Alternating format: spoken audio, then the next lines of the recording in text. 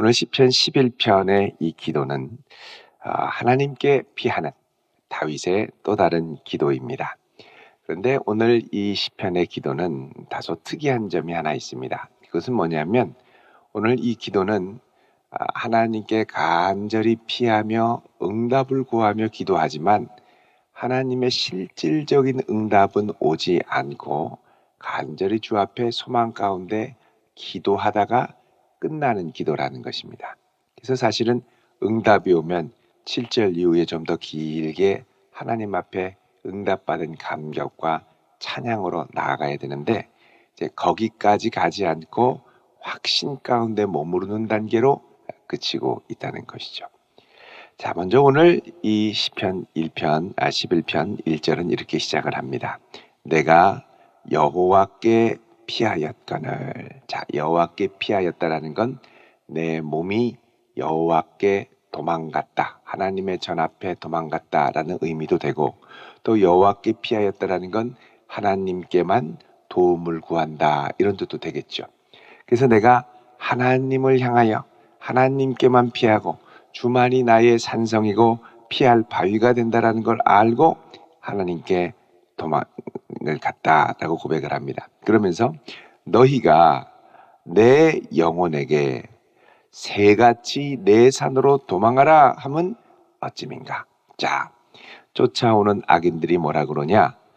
내 영혼에게, 이 영혼이라는 말은 네페시입니다. 히브리어로 네페시는 소울인데 소울은 그냥 소울이 아니고 사람의 생명 전체를 가리키는 좀 더 폭넓은 단어이기도 합니다. 그러니까 너희가 내 영혼에게, 그런 건 내 생명에게 이런 말입니다. 내 목숨에게, 나에게 이런 말이죠. 생명이 있는 나에게 새같이 산으로 도망하라 하면 어찌민고. 자, 새같이 도망하라라는 건 뭡니까?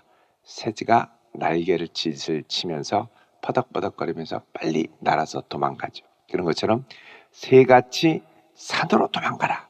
그것은 빨리 도망가는, 빨리 도망가라.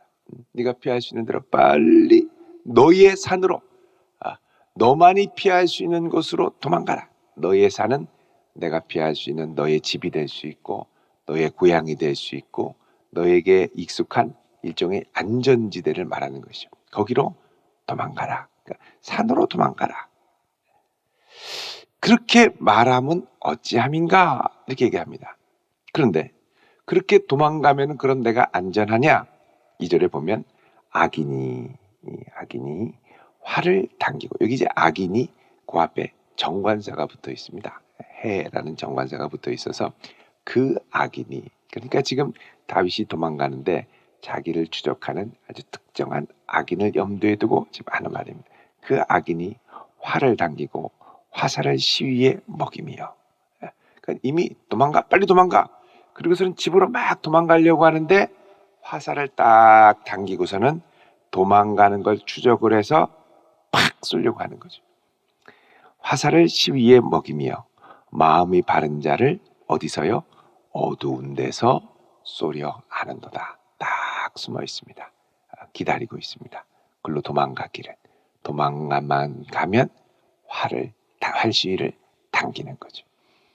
그래서 야, 빨리 너의 산으로 도망가라 라고 할 때 그래 그게 낫지 하고 도망가는 게 능사는 아니라는 것입니다. 그래서 도망가는데 이게 판단 착오를 유발시키는 게 악인입니다. 글로 가면 괜찮을 것 같죠? 그런데 이 시인은 뭐라 그러냐면, 다윗은 너희들이 그렇게 말하는 게 어찌미냐, 나를 위해 주는 것처럼 빨리 도망가라고 말하는 게 너희들에게 어쩐 일이냐는 거죠.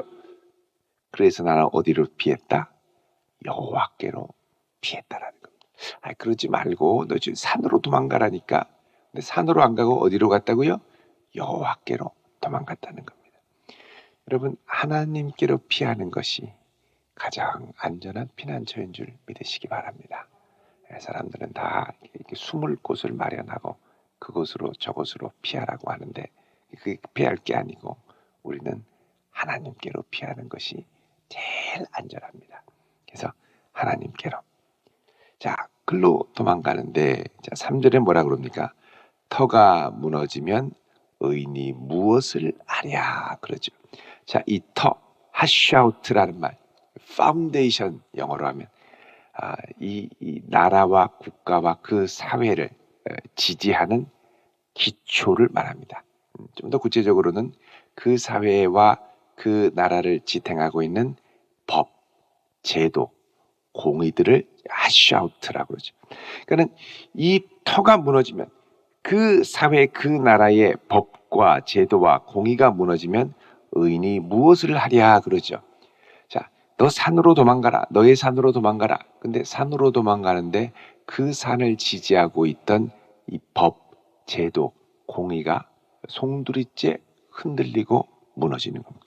그러니까 글로 도망가도 별 볼 일이 없는 거죠. 어디를 가도 이 법의 이 제도의 이 기초가 잘 탄탄해져서 공의롭고 정의롭고 바르게 이게 운영이 돼야 되는데 아무것도 하지 못하고 무너지게 만들었다.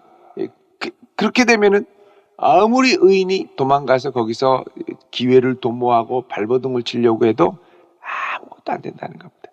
그래서 어디로 피해야 되느냐? 여호와께 피하라는 겁니다.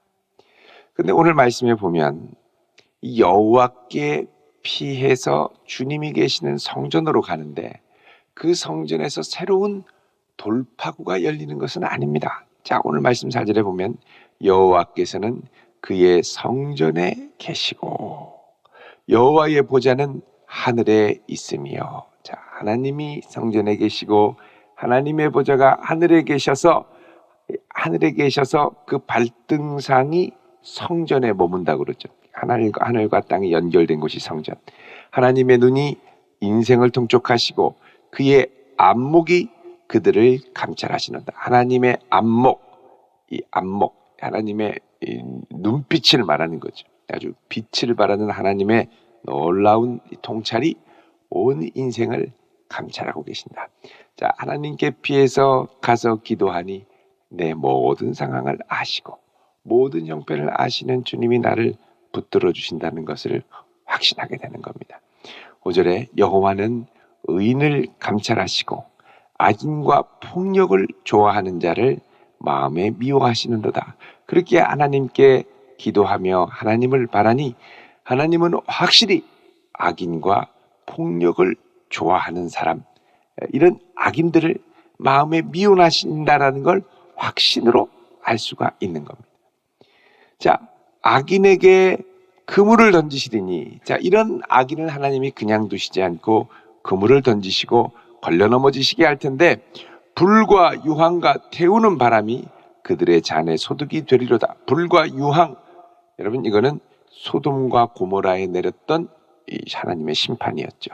이것이 그 악인들의 잔에 소득이 될 거다. 그렇게 온갖 불법을 저질러서 이 소득을 얻으려고 했는데 그 잔을 들어보니 하나님의 심판에 이 불과 유황이 담겨있는 잔이 되었다는 거죠. 그러니까 하나님께서 반드시 그 가운데 역사하실 것이다 라는 확신을 갖는 겁니다. 7절에 여호와는 의로우사 의로운 일을 좋아하시나니 정직한 자는 그의 얼굴을 배우리로다. 이렇게 얘기합니다. 여호와는 의로우사 의로운 일을 하나님의 성품을 말합니다. 하나님이 의롭고 정직한 자를 좋아하시는데 그 정직한 사람은 어떤 것을 경험하느냐? 그의 얼굴을 배우리로다. 하나님의 영광의 임재 가운데 머물 수 있을 것이다 라는 것입니다. 그런데 지금 이 확신, 얼굴을 배우리로다 하지만 오늘 이 기도에는 하나님의 얼굴을 뵙는 역사는 아직 일어나지 않았습니다. 그러니까 여러분, 어떨 때는 이 시편이 그 간절히 기도할 때 하나님을 만나서 마음이 변화가 되고 내 영혼아 내가 어찌하여 낭망하여 하는가, 너는 너를 구원하시는 내 하나님을 바라라 이러면서 막 하나님을 만나는 기쁨과 감격이 있는 반면 오늘 시는 하나님을 향한 확신은 있지만 응답이 아직까지는 임하지 않았습니다. 여러분, 우리의 신앙생활 가운데 이렇게 응답이 오지 않을 때 오늘 시는 뭐냐? 응답이 오지 않아도 그분 앞에 머물 수 있는 용기를 격려하는 시편입니다. 내가 그래도 그 가운데 머물 수 있겠느냐? 예. 여러분, 우리 찬양 가사도 있지 않습니까? 아, 하나님의 은혜로 있을 데 없는 자 왜 구속하여 주는지 난 알 수가 없도다. 그러면서 늘 보호해 주실 것을, 그죠? 내 모든 형편 아시는 주님께서 늘 보호해 주실 것을 나는 어떻게 한다고요? 확실히 아네. 믿음의 확신을 갖고 고백을 하는 거죠. 그러니까 사실은 아직 이루어지지 않은 현실입니다. 믿음으로 하나님께 맡기는 거죠. 이루어졌으면 하나님께 감사 찬송을 드려야 될 건데 지금 하나님께 내 도움을 아뢰며, 그래서 여러분 이것을 뭐라 그러냐면 인생의 이 플라토라고도 하죠. 정체기라고 합니다. 우리 인생에 정체가 있을 때 일종의 이제 고원 현상이라고 그러죠. 고원이 무엇입니까? 높은 곳에 올라갔을 때 이제 펼쳐지는 평원을 말합니다. 그러니까 예를 들면 한라산 얼마나 멋집니까? 제주도에 가면 오름으로 쫙 올라가서 한라산을 본격적으로 올라가기 전에 어떻게 하냐면 저는 한라산 처음에 갈 때 올라가는 게 되게 편한 줄 알았어요. 왜냐면 그냥 돌담길을 이렇게 슬슬슬슬 걸어 올라가는 것 같거든요. 이게 뭐냐? 고원입니다. 한라산 백록담 가기 전에 이 고원 높은 데까지 그 위에를 우리가 한참 가는 거예요. 지리산도 그 위에 고원 지역으로 한참 가죠. 근데 이 지역을 가다 보면 이게 등산인가 싶기도 하고 왜 변화가 없나 싶기도 하고 답답하기도 하고, 근데 그렇게 한참을 걸어가다 보니까 그 다음에 뭐가 나오냐? 백록담 올라가는 아주 가파른 이 봉우리가 나오는 거죠.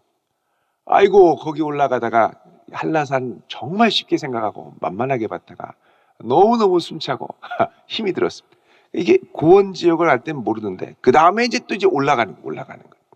우리 인생에도 여러분 인생이 항상 앞으로만 쭉쭉쭉쭉 내가 바라는 대로 올라가면 얼마나 좋겠습니까? 근데 이제 어느 정도는 가는 것 같은데 그 다음에 정체입니다. 답답하죠. 벌써 올라가는 것도 있고 내려가는 것도 있고 그냥 답답하게 하나님께 부르짖어도 응답하는 것 같지도 않고 내 형편을 열심히 아뢰기는 하는데 그냥 가만히 계신 것 같고, 이 뭐냐? 인생의 고원 현상을 지나가는 겁니다. 인생이 항상 올라갈 수가 없습니다. 고원처럼 답답한 그 시기들, 이 시기들을 지날 때, 그 시기들을 지날 때 하나님께서 우리에게 도전을 하시죠. 어떤 도전을 하시느냐? 첫 번째는 믿음의 도전을 하십니다.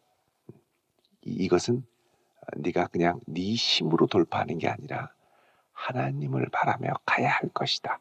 이 고원 답답한 곳을 하나님을 보며 갈 수 있느냐?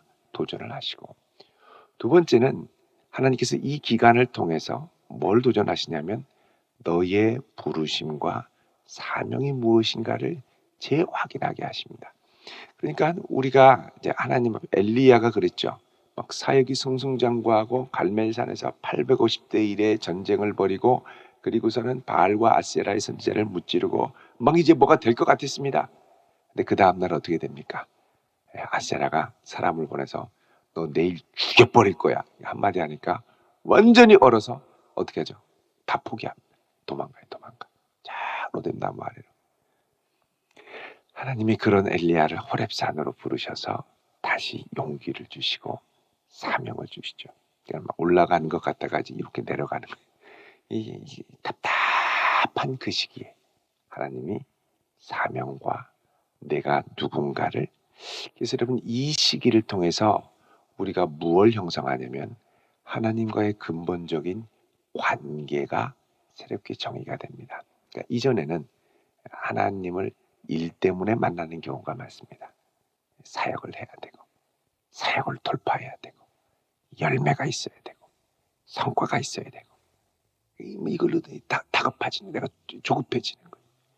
근데 이제 어느 정도 올라가고 나면서부터는 그 다음에 내 본질적인 부르심, 하나님 앞에 나는 누구인가를 돌아보면서 이게 아주 지루할 정도로 계속되는 이 정체 앞에 끝까지 하나님을 신뢰하며 넘어갈 때, 언젠가는 넘어가게 돼 있거든요. 넘어가고 날 때 이것이 하나님이 하셨구나. 사실 여러분 이렇게 멈추면 우리 인생은 흔들립니다. 어떻게 흔들리냐면 그만둘까? 하나님을 의지하고 신뢰하는 걸 내려놓을까? 아니면 계속 갈까? 그래서 이런 정체의 시기에 두 가지 양극적인 반응이 일어납니다. 하나는 뭐냐면 믿음이 정체되거나 가라앉는 거죠. 아유, 해봐도 소용없더라. 하나님께 기도해도 소용없더라. 해봐도 열매도 없더라. 이러면서 그냥 이게 가긴 낑낑대고 가는데 힘든 거예요. 그래서 한참을 이 정체되는 기간을 갈 때 많이 지칩니다.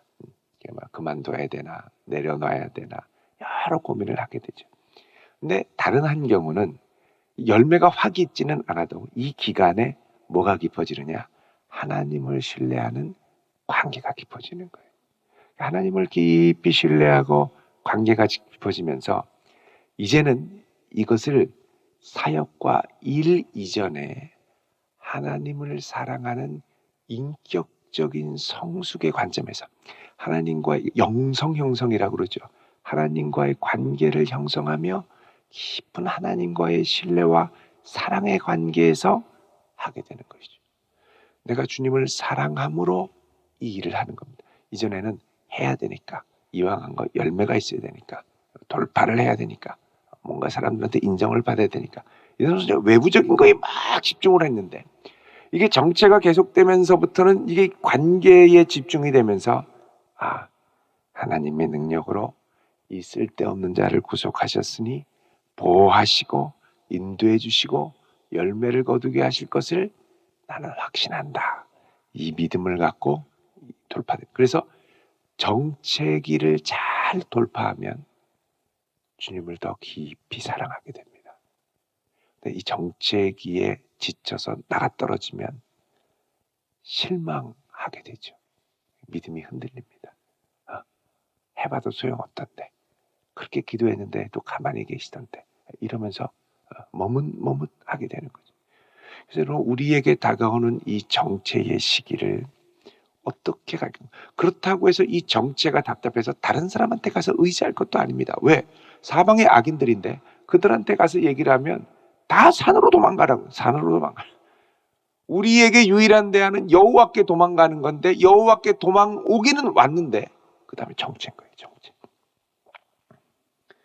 여러분, 이 기간을 주님을 사랑하는 기회로 삼을 수 있기를 바랍니다.